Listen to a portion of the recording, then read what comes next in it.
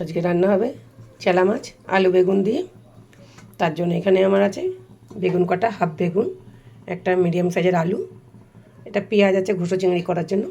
আচ্ছা, এখানে টমেটোমের পেস্ট, পেঁয়াজের পেস্ট, আদা রসুনের পেস্ট। আমি মাছগুলোকে আগে একটুখানি ভেজে নিচ্ছি। কড়াইতে তেল দিয়ে দিয়েছি।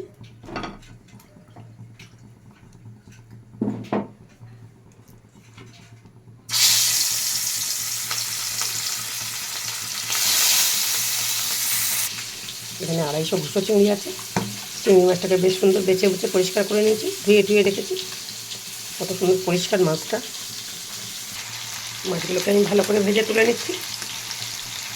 ঘুষো চিংড়িটা মাখার জন্য আমি এখানে কাঁচা লঙ্কা কুচি, পেঁয়াজ কুচি, ধনে পাতা কুচি নিয়ে নিয়েছি। এখানে 1 চামচের কাছাকাছি নুন নিয়ে নিলাম, হাফ চামচ হলুদ গুঁড়ো নিয়ে নিলাম।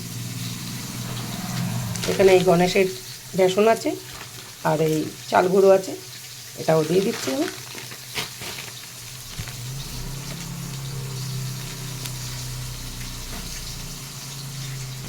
সব কটা উপকরণ দিয়ে দিয়েছি। এবার আমি এটাকে ভালো করে মেখে নিচ্ছি। গরম গরম ভাতের সঙ্গে খুব ভালো খাবেন। এইভাবে একবার বানিয়ে দেখুন।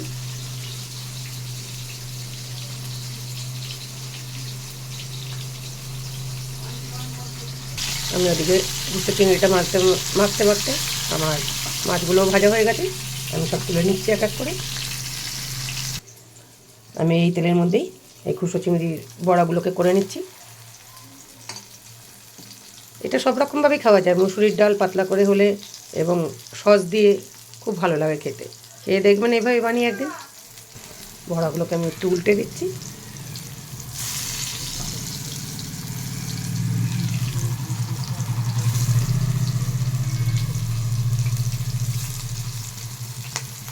বড়াগুলোকে আমি তুলে নিচ্ছি। ওই বেগুনগুলোকে আগে একটু ভেজে তুলে নিচ্ছি। নুন দিয়ে দিলাম, বেগুনগুলোকে আমি তুলে নিচ্ছি। হাফ চামচ কালো জিরে দিলাম, দিয়ে দিচ্ছি কেটে রাখা আলু, বেটে রাখা পেঁয়াজের পেস্ট, হাফ চামচ আদার পেস্ট, দিয়ে দিলাম টমেটোমের পেস্টটা, একটু লঙ্কা জিরে হলুদ ভিজিয়ে রাখলাম, ভেজানো মশলাটা দিয়ে দিলাম, দিয়ে দিচ্ছি হাফ চামচ নুন, দিয়ে দিচ্ছি আমি একটু জল। ঝোলটা ফুটলে আমি মাছগুলো দিয়ে দেবো।